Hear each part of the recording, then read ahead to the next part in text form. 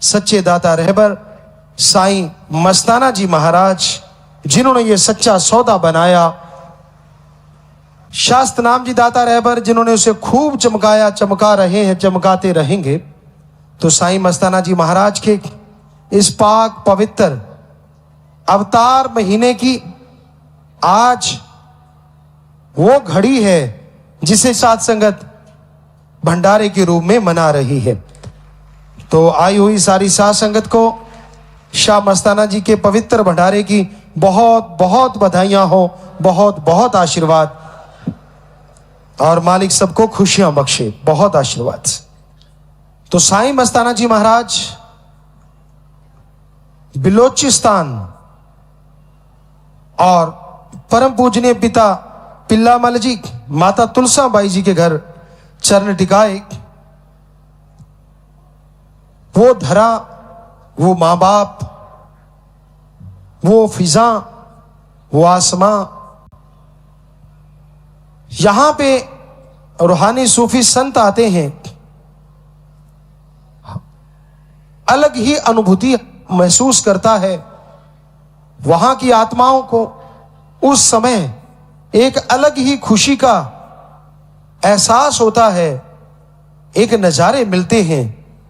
क्यों?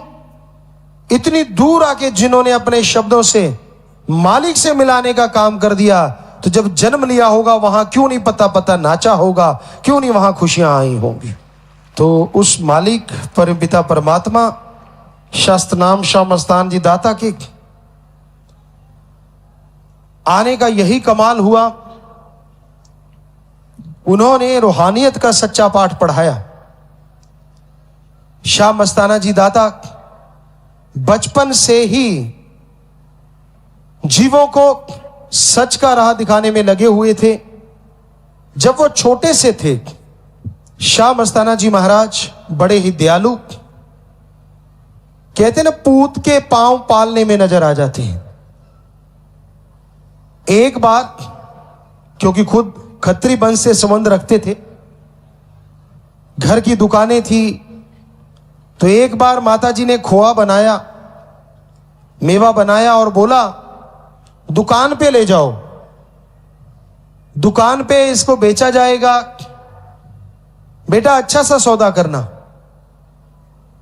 तो मस्ताना जी महाराज बहुत ही छोटी उम्र, शायद 5-7 साल की उम्र रही होगी, अपने हाथों में वो प्लेट उठाई और दुकान तक जा रहे थे। रास्ते में देखा कुछ संत बैठे थे। वो कहने लगे, बच्चा क्या है तेरे पास? हमें बहुत भूख लगी है, 2-3 दिन से खाना नहीं मिला हमें। तो साईं मस्ताना जी ने एक पल नहीं सोचा, वो बर्फी, वो मेवा, वो खोआ जो बना हुआ था, सब में बांट दिया। तो साधु संत बड़े खुश हुए, बड़े आशीर्वाद दिए। अब साईं मस्ताना जी महाराज ने सोचा, इतना छोटा बच्चा सोच नहीं सकता, पर जो गॉड गिफ्टेड हो उसकी बात ही अलग होती है। उन्होंने सोचा कि मैं खोआ बेचने लाया था, सौदा तो मैंने अच्छा किया है, मां ने कहा था अच्छा सौदा करना, लेकिन पैसे कहां से दूंगा। तो उन्होंने क्या किया, आसपास बाग थे, बाग में जमींदार काम करवा रहे थे।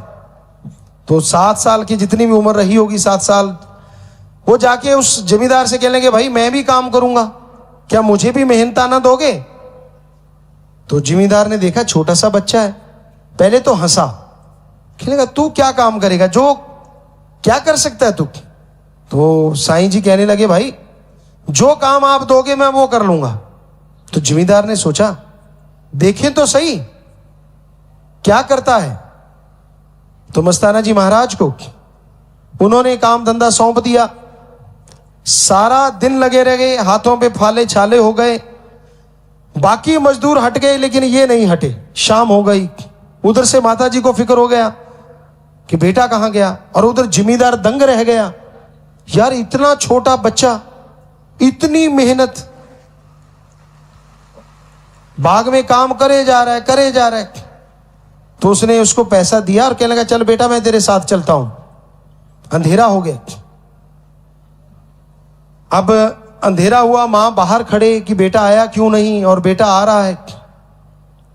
जाके माता को कहने लगा, ले मां 1 रुपया जो भी पैसे थे कि ये लो, ये आज के अच्छे काम की कमाई है।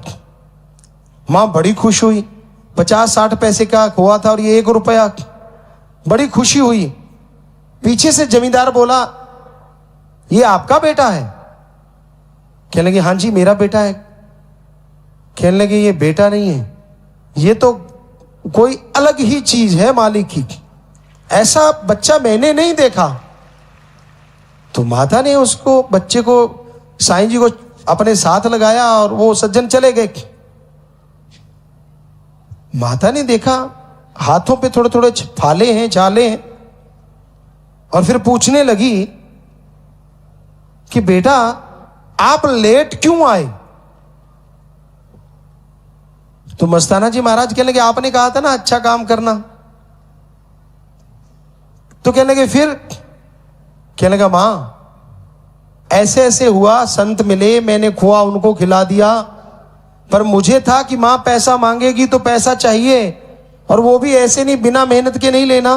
तो मैंने सारा टाइम वहां मेहनत की, खेत में काम किया, और 50 पैसे खोए की जगह 1 रुपया मुझे मेहनत का मिला। ये ले मां, ये वही पैसे हैं। मां की आंखों में आंसू आ गए, अश्रुधारा बहने लगी, छाती से लगा लिया। कहने लगी, बेटा क्या जरूरत थी तुझे काम करने की? अपने घर में गरीबी थोड़ा ही ना है, जितना मर्जी खोआ खिला संत पीर फकीरों को, मैं नहीं रोकती तुझे। पर कहने लगा, मां मेरा तो फर्ज बनता है ना कि मैं भी मां की इच्छा पूरी करूं। तो आप जरा सोचिए, ऐसा बच्चा बातें करता हो तो मां के वैराग्य नहीं आएगा तो क्या आएगा? वो प्यार नहीं उमड़ेगा तो क्या उमड़ेगा? तो ऐसे थे बचपन से ही साईं मस्ताना जी महाराज, बचपन से ही नेकी के काम करना, मानवता भलाई के कार्य करना। फिर उनके अंदर एक लगन लगी कि राम को पाना है, ईश्वर अल्लाह गॉड खुदा रब को देखना है मैंने। ऐसी लगन लगी कि घर से चले जाते, उजाड़ों में जाते, किसी संत कोई मिलता, फकीर मिलता, उससे बातें करते। वो कह देता, बोल भाई तू सेवा बहुत करता है, क्या चाहिए तुझे? तू कहे तो तुझे हवा में उड़ा दे, तू कहे तो तुझे हवा में गद्दी लगवा दे, तू कहे तो पानी पे चलवा दे। तो मस्ताना जी महाराज हाथ जोड़ के कहते, भाई ना मैंने हवा में चलना है ना पानी पे चलना है, मैंने तो भगवान को देखना है। क्या दिखा सकते हो अल्लाह राम को?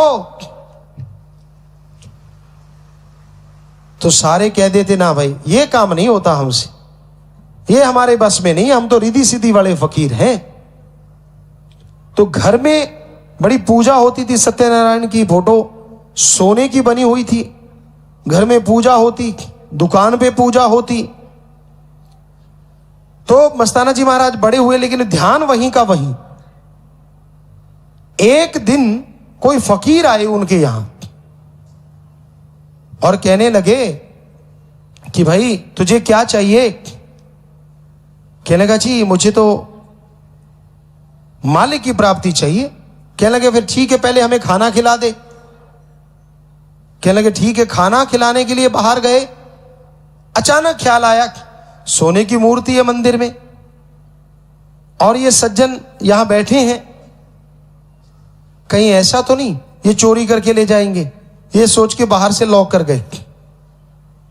वापस आए, देखा तो वहां ना संत हैं ना कोई और चीज, तो दंग रह गए। ये क्या था? ओ, ये भगवान का भेजा कोई दूत संत आया था जो भगवान से मुझे मिलाना था।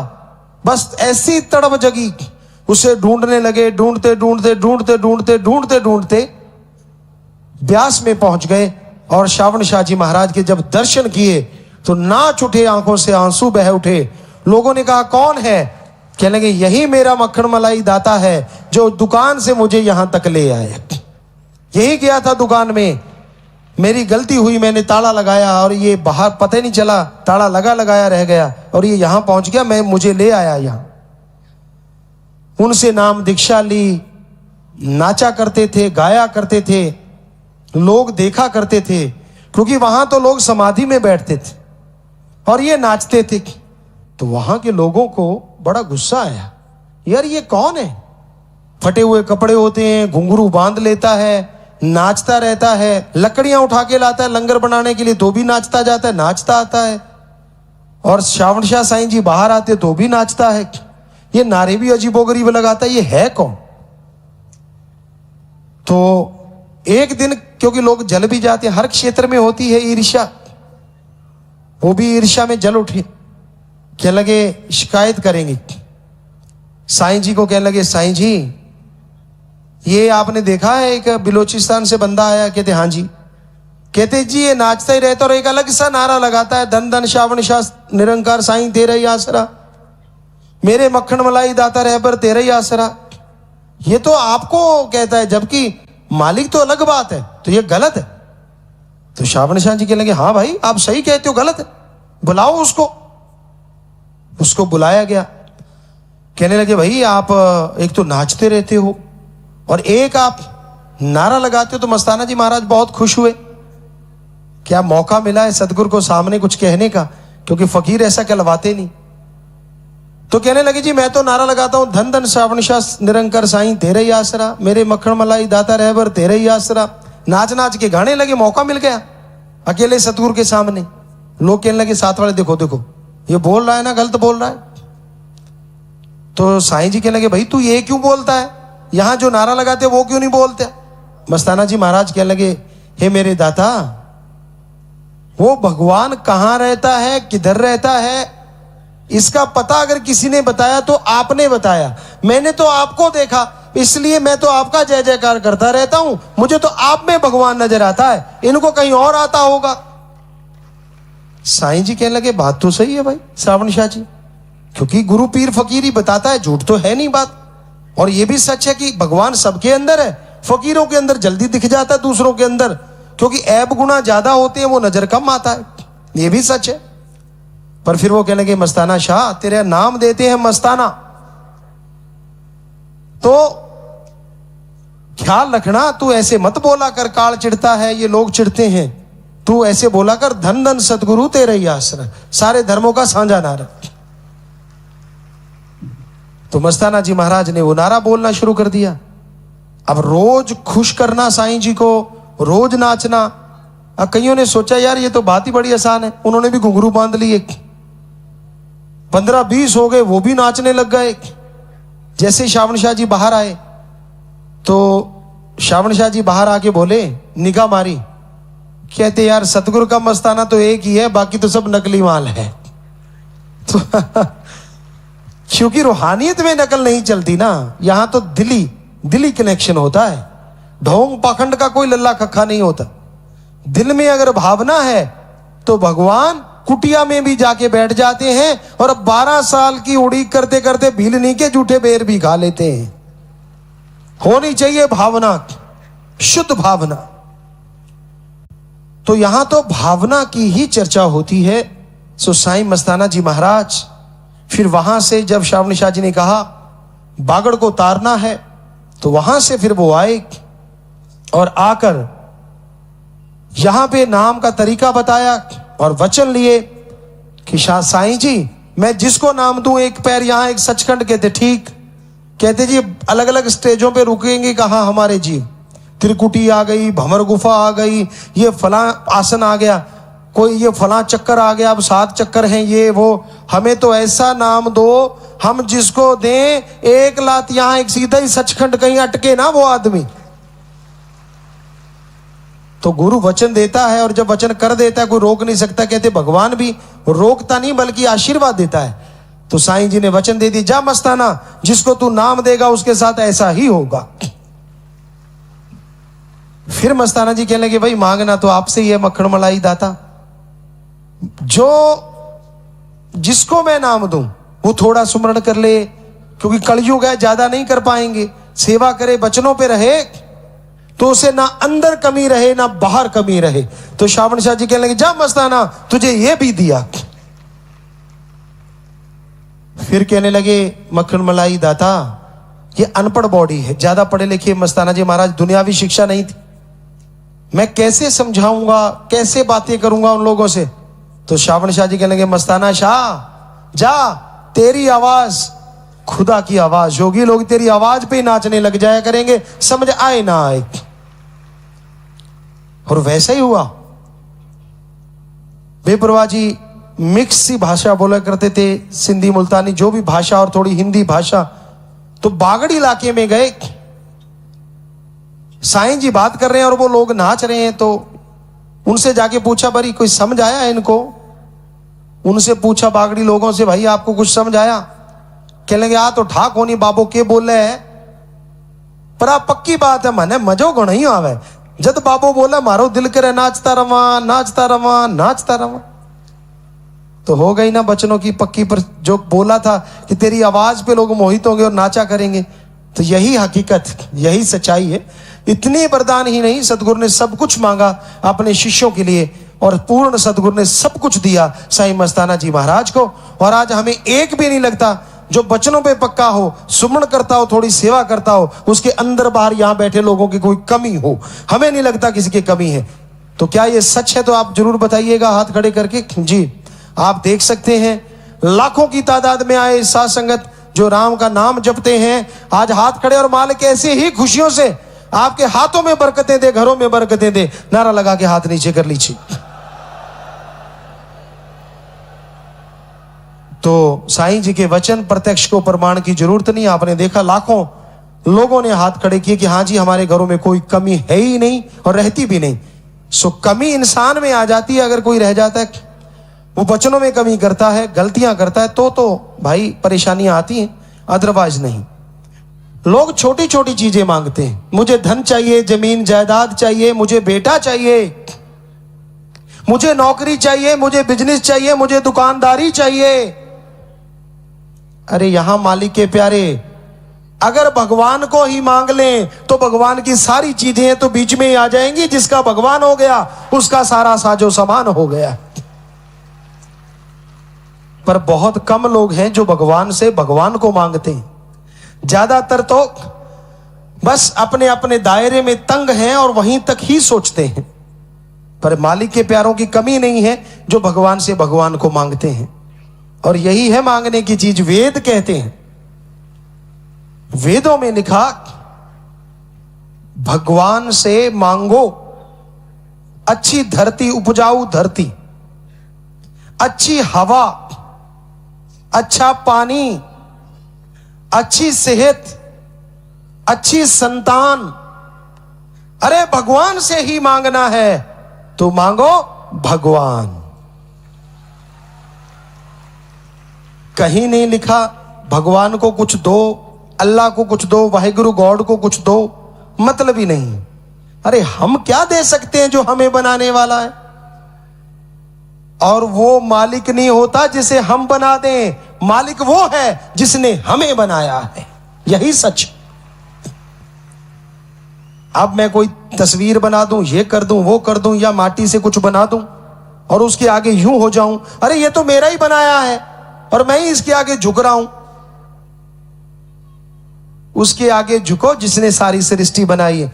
आपको पता नहीं क्यों नहीं चमत्कार नजर आते, हमें तो कण-कण में चमत्कार नजर आते हैं। आप पेड़ देखो जाके, यहां बहुत जंगलात है, एक पेड़ की किस्म दूसरे पेड़ से नहीं मिलती, उसकी खुशबू अलग, उसकी खुशबू अलग, उसकी खुशबू अलग।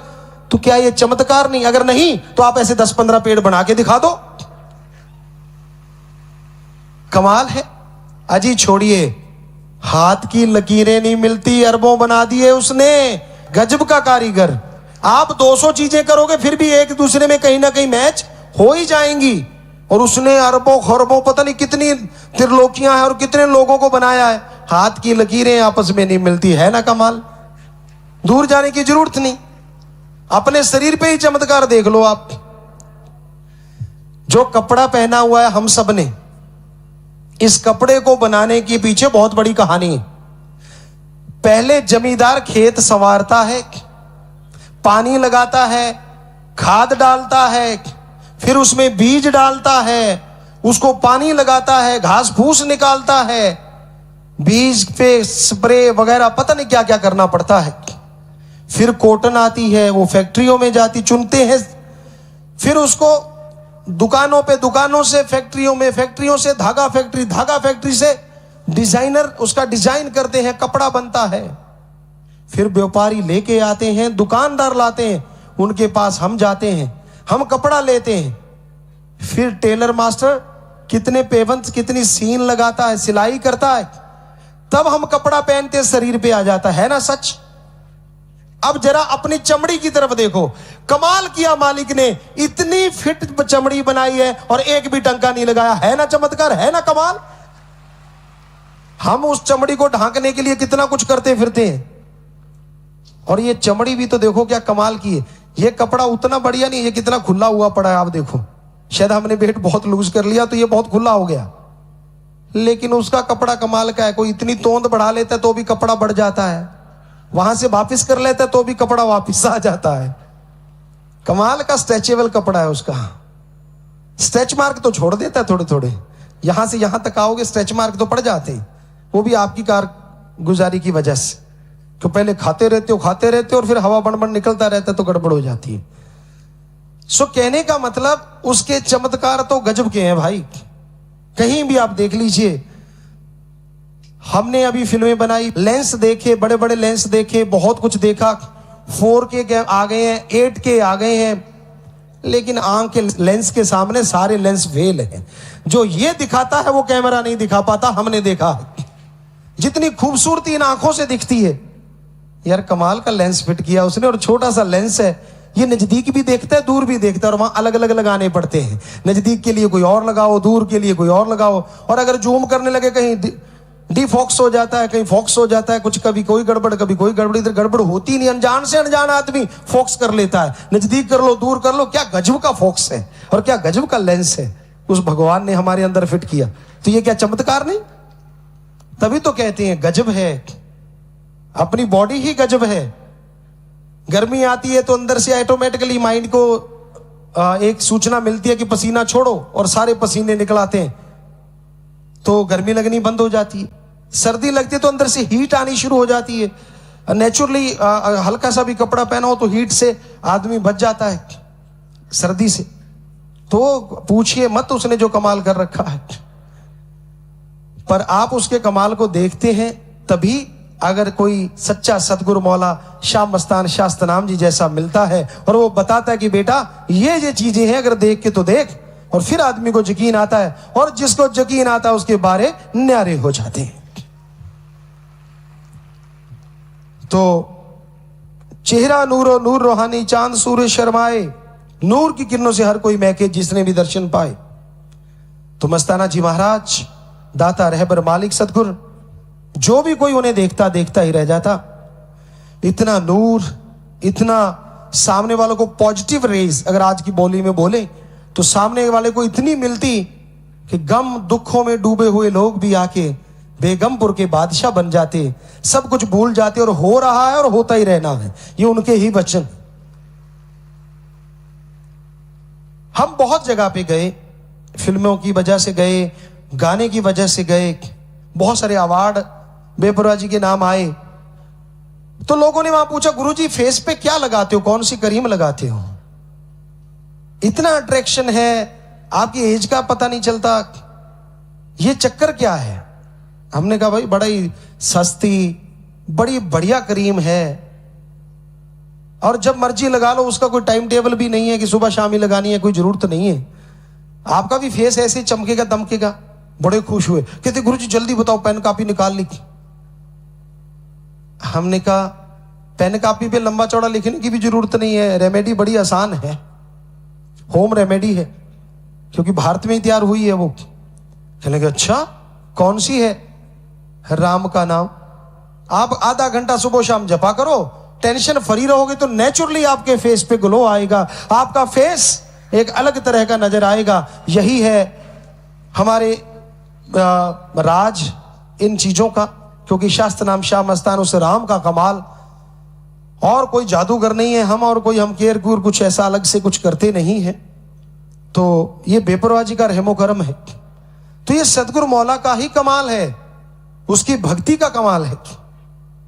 आप लोग भी अगर चाहते हैं कि तंदुरुस्ती रहे, पॉजिटिव एनर्जी अंदर पैदा कर लो, और वो आती है राम के नाम से, प्रभु की भक्ति इबादत से। सतगुरु मौला के रहमो करम से यह संभव होता है। तो यही साईं मस्ताना जी महाराज की बताए हुए गैबी खजाने हैं, शक्तियां हैं। रूहों के आज भाग है जागे आए सिरजनहार, काल अगन में जो जल रही थी होगी ठंडी ठार, धन धन मेरे साईं दाता खत्म हुआ आना जाना जी। और सबसे बड़ी चीज, साईं मस्ताना जी महाराज ने जीवों को बख्शी आवागमन से मुक्ति, सच्चा मोक्ष। आप सोचते होंगे सच्चा और झूठा मोक्ष भी होता है क्या? जी हां, सच्चा मोक्ष होता है जीते जी गम दुख दर्द चिंताओं से मुक्ति, और मरने के बाद जन्म मरण से मुक्ति। इसी को कहते हैं सच्चा मोक्ष। जीते जी आप गम दुख दर्दों में डूबे हुए हो, आप कैसे यकीन करोगे कि मरने के बाद सुख मिलेगा? मजा तो तभी है ना, यकीन तो तभी आएगा ना जब जीते जी गम दुख दर्द चिंताएं मिट जाएं, और मरने के बाद नेचुरली आपको यकीन आ जाएगा कि जब यहां सब कुछ खत्म हो गई बुराई चीजें, तो आगे भी भगवान और ज्यादा खुशियां देंगे।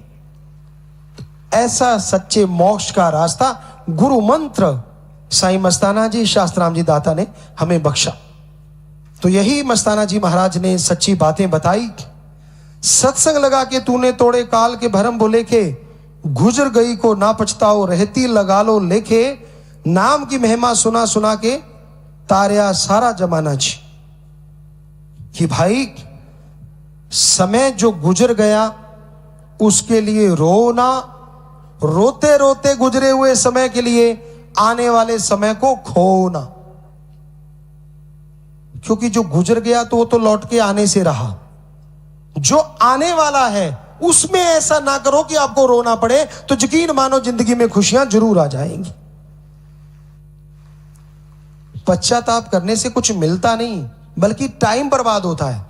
ईश्वर से बस 2 शब्द बोलो, हे भगवान मेरे से जाने अनजाने में जो गुनाह पाप हो गए, तू दया का सागर माफ कर देना, क्षमा कर देना, आगे से हिम्मत देना कि मैं अच्छे काम करूं। That's all. बस अच्छे कामों में लग जाओ, पीछे निगाह ना मारो। यकीन मानो आने वाले टाइम में किए गए अच्छे कर्म पीछे जो गुजरे हुए बुरे कर्मों को भी जला के राख कर देंगे, और आपके घर में खुशियां और बरकतें जरूर आ जाएंगी। तो इसलिए राम का नाम चाहे 10 मिनट जपो, सुबह शाम जपा करो। लोग कह देते हैं हमारे पास टाइम नहीं, ये तो 100% झूठा बहाना है। जब सिर जोड़ जोड़ के चुगली करते हो तब टाइम कहां से आता है? जब आप बैठ के पढ़े लिखे कहते हो आओ गप शप मारे, शप पता नहीं क्या होता है, गप तो चलो मानी बात, आओ गप शप मारते हैं, वो टाइम कौन सा होता है भाई? कोई दफ्तरी काम कर रहे होते हो? तो ये बहाने हैं कि मेरे पास टाइम नहीं। टाइम सबके पास होता है। आपके दिमाग में कचरा ज्यादा चलता है। वो कैसा है, वो कैसा है, कौन क्या कर रहा है, कौन बुरे कर्म करता है, बजाय उसका देखने के खुद का देखो आपने लाइफ में क्या क्या किया हुआ है। गलत किया चलो छोड़ दीजिए, पर अब सोचिए कि मैंने गलत नहीं करना। अंदर से दृढ़ निश्चय करो कि मेरे अंदर की जो कमियां हैं मैं दूर करूंगा, और हम आपको गारंटी देते हैं जो जो आपके अंदर की कमियां दूर होंगी, एक अलग तरह की मस्ती, जिंदगी जीने का मजा एक अलग ही आने लग जाएगा, और धीरे धीरे ईश्वर के नजदीक पहुंच के उसके नजारे लूट सकोगे। तो ये चुगली निंदा से बचा करो। तो ये फजूल की चीजें हैं, इसे कहते हैं टाइम बर्बाद। आपने टाइम पास करना है तो राम नाम जपा करो ना, अच्छी अच्छी बातें किया करो ना, कि चलो भाई आप भूखों को खाना खिला के आए। यार सर्दी आ गई, हम बढ़िया बढ़िया कपड़े पहने हुए हैं, कुछ गरीब ऐसे भी हैं जिनके तन पे कपड़ा ही नहीं, चलो आप इकट्ठे चल के उनके कपड़े पहना के आते हैं, तो मजा आ जाए और भगवान भी खुशियां जरूर देगा। ऐसे करो ना टाइम पास अगर करना है तो। कोई किट्टी पार्टी है, कोई किट्टू पार्टी है, पता नहीं कौन कौन सी बना रखी है आजकल शहरों में, और उसमें फिर जो चुगली निंदा चलती है पूछिए मत। शराब चलती है, ये हमारे ख्याल से कुछ भी करो, लेकिन काश ऐसे काम करो, ऐसी पार्टियां मनाया करो कि चलो आज उनको खाना खिलाने चलेंगे, चलो यार फलां बस्ती में चलते, उनके बच्चे पढ़ नहीं रहे, उनको बुक दे के आते हैं, चलो फलां जगह पे बीमारी फैली हुई चिकनगुनिया, नाम सुनते ही पहले खुद को लपेट लेंगे कहीं मच्छर ना काट जाए, वहां कौन जाए भाई। पर बड़ा बढ़िया हो अगर उनके इलाज के पैसे जमा करवा दो, बेचारे गरीबों के ब्लड दे दो, प्लेटलेट्स उसमें से दिए जा सके और उनकी जिंदगी बच जाए। क्यों नहीं करते ऐसे अच्छे काम, ऐसी पार्टियां करते हैं, सत्संगी करते हैं, नौजवान बेटे बेटियां हमारे करते हैं, हमने देखा है। बड़ी खुशी होती है जब वो गांव गांव में रैलियां निकालती हैं बेटियां, शराब छोड़ दो, नशे छोड़ दो, पूरे भारत में रैलियां चल रही हैं और हमें बड़ा फक्र होता है, क्योंकि जिसके बेटे अच्छे हो उनको फक्र होता है और जिनकी बेटियां अच्छी हो तो उसको फक्र कैसे ना हो। हमें बड़ा गर्व होता है कि हमारी ये बेटियां करोड़ों, पता नहीं कितनों का नशा छुड़ा रहे हैं। ऐसे ही यूथ के बच्चे हैं, नौजवान, वो भी अपने काम में पूरे जोर शोर से जुटे हुए हैं, समाज को सुधारने में, नशा छुड़वा रहे हैं, बुराइयां छुड़वा रहे हैं। और कहीं बिल्डिंग कोई गिरती है या कहाँ कोई प्राकृतिक आपदा आती है, वहां झट से पहुंच जाते हैं। तो वाह सेवादारों, हमें तब भी बहुत गर्व होता है कि वाह ये है हमारे बच्चे, बिना तनख्वाह लिए लोगों की जिंदगी बचाते हैं। तनख्वाह लेके तो हर कोई करता है, तनख्वाह के बिना करना, यही है भगवान की खुशियां हासिल करना।